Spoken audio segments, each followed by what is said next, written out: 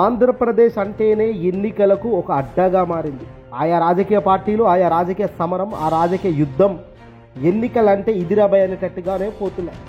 అది ఏ ఎన్నికైనా సరే ఇప్పుడు వచ్చే ఇంటెన్షన్, ఇప్పుడు వచ్చే పాజిటివ్ అంతే స్ట్రాంగ్గా కనబడుతుంది. తాజాగా ఆంధ్రప్రదేశ్లో అధికారంలో కూటమి ప్రభుత్వం ఉంది. Telugu Desam party, BJP, Janasena party ముగ్గురు కలిసిన కూటమి అధికారంలో ఉంది. దాదాపుగా 16 నెలలుగా వీళ్ళు పరిపాలన చేస్తూ పోతున్నారు. అయితే వీళ్ళ పరిపాలనకు ఒక అగ్ని పరీక్ష రాబోతుందా? అధికార పార్టీకి అగ్ని పరీక్ష, ప్రతిపక్షంలో ఉన్న వాళ్లకు గొప్ప అవకాశం రాబోతుందా అంటే ఖచ్చితంగా అవును అని చెప్పొచ్చు. రాజకీయ సమరం జరగబోతుంది ఏపీలో. 2024 ఎన్నికల్లో ప్రభుత్వం మారిన తర్వాత ఈసారి జరిగే ఎన్నికలకు ఎన్డీఏ, జగన్కు ప్రతిష్టాత్మకంగా మారుతున్నాయి. ప్రభుత్వం ఈ ఎన్నికల ద్వారా ప్రజల్లో తమ ఆదరణ నిరూపించుకోవాలనే ప్రయత్నం ఒకవైపు నుంచి చేస్తూ పోతే, మరోవైపు జగన్ తన కీర్తి ప్రతిష్టతలు, తాను గతంలో అధికారంలో ఉన్నప్పుడు చేసిన పనులు ఇంకా నన్ను నిలబెడుతున్నాయన్న బలం ఈరోజు ఈ ఎన్నికల ద్వారా మళ్ళీ నిరూపించుకోవచ్చా అంటే ఖచ్చితంగా అవును అని చెప్పవచ్చు. ఏపీలో స్థానిక సంస్థల ఎన్నికలకు గ్రీన్ సిగ్నల్ లభించింది.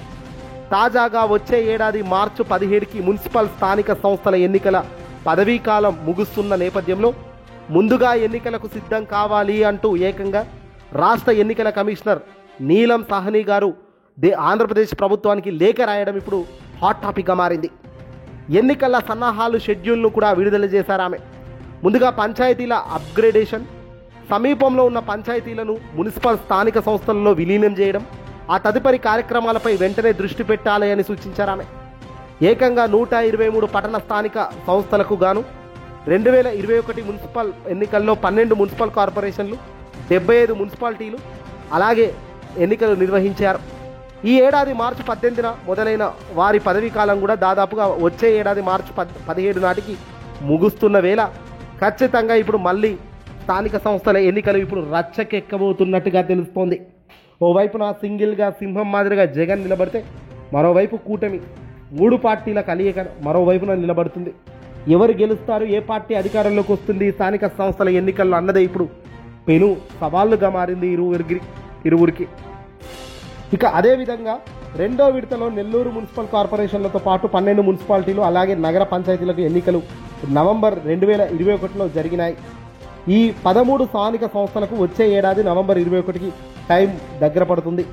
కాకినాడ మున్సిపల్ కార్పొరేషన్కు 2017 ఆగస్టు, సెప్టెంబర్ ఎన్నికలు జరిగాయట.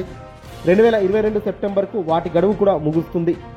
మిగిలిన శ్రీకాకుళం, రాజమహేంద్రవరం, మంగళగిరి, తాడేపల్లితో పాటు 19 మున్సిపాలిటీలు అలాగే నగర పంచాయతీలకు న్యాయపరమైన సమస్యల వల్ల ఎన్నికలు జరగలేదు.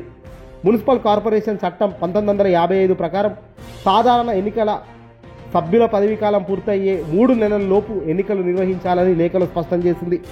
దీంతో డీలిమిటేషన్, రిజర్వేషన్ల ఖరారు ప్రక్రియను అక్టోబర్ 15లోగా పూర్తి చేసుకోవాలని అధికార పార్టీ కూటమికి తెలపడం జరిగింది. అలాగే కసరత్తులో భాగంగా వార్డుల వారి ఓటర్ల జాబితాను సిద్ధం చేయాలని, అక్టోబర్ 16 నుంచి నవంబర్ 15 లోపు ఈ పనులన్నీ పూర్తి చేయాలని, నవంబర్ 1 నుంచి నవంబర్ 15 దాకా రిటర్నింగ్ అధికారులను నియమించుకోవాలని, నవంబర్ 16వ తేదీ నుంచి పోలింగ్ స్టేషన్లు ఏర్పాటు చేసుకొని తుది జాబితా సిద్ధం చేసుకోవాలని స్పష్టం చేశారు రాష్ట్ర ఎన్నికల కమిషన్ గారు. నవంబర్ 30లోగా ఎన్నికల కసరత్తు పూర్తి చేసుకొని రిజర్వేషన్ల ప్రక్రియ డిసెంబర్ 15లోగా పూర్తి చేసుకోవాలని, డిసెంబర్ చివరి వారంలో రాజకీయ పార్టీలతోనూ అలాగే సీనియర్ అధికారులతోనూ కీలక మీటింగ్లు ఏర్పాటు చేసుకుంటామని, జనవరి 2026 లోపు ఎన్నికలు నిర్వహించేసాలని, అదేవిధంగా 2026 జనవరి నుంచి గ్రామ పంచాయతీలకు, జూలై నెల నుంచి ఎంపీటీసీ, జెడ్పీటీసీ ఎన్నికలకు ఏర్పాట్లు చేసుకోవాల్సిన అవసరం ఉందని నీలం సాహ్ని గారు స్పష్టంగా చెప్పారు. దీంతో ఈ ఎన్నికల కూటమి వైసీపీ ప్రతిష్టాత్మకంగా తీసుకుంటున్నాయి.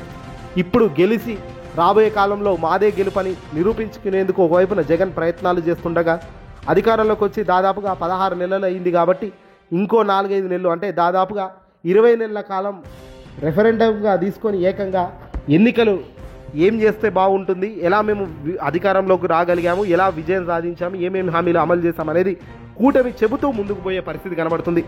ఇక్కడ జగన్ వర్సెస్ కూటమికి పెద్ద సవాల్గా మారిన విషయం ఏంటంటే ఎన్నికలు చాలా సీరియస్గా తీసుకుంటున్నారు ఇద్దరు కూడా, 2 పార్టీల పెద్దలు కూడా అలాగే ఇరువురు కూడా.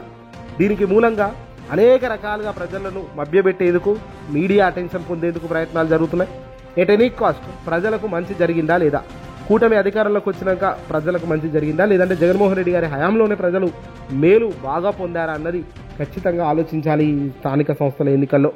షెడ్యూల్ ప్రకారం అయితే అంతా సిద్ధం చేసుకోండి, వచ్చే 2026 మార్చ్ లోపు ఎన్నికలు అయిపోవాలి అని అంటున్నారు.